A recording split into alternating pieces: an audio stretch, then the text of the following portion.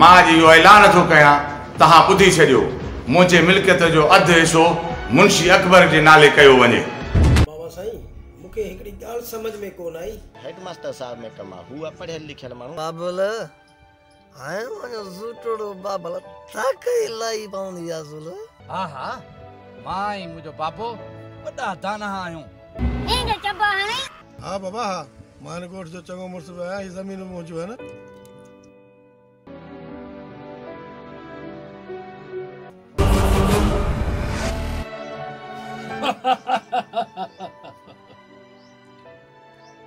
फकीर, तोखे मुंहिंजी हालत ॾिसी रहम कोन थो अचे। अञा तूं टहक थो ॾी।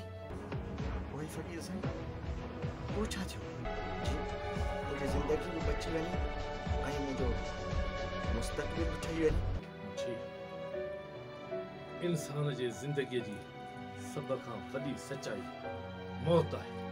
मौत इंसान कहिड़ो बि हुजे, किथे बि हुजे, मौत खां हरगिज़ मां जो हरगिज़ न पीती। तूं शर्त बोल ॿियो ॿुधाए। तुंहिंजी मर्ज़ी, भले हलियो वञ।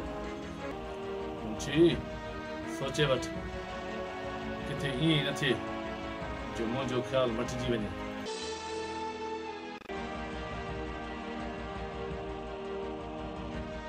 ऐं इहो ई सच आहे जे मूंखे हाजी साहब जी अधु मिल्कियत खे लत हणी ग़रीबाणे घर में रहण ते मजबूर कयो।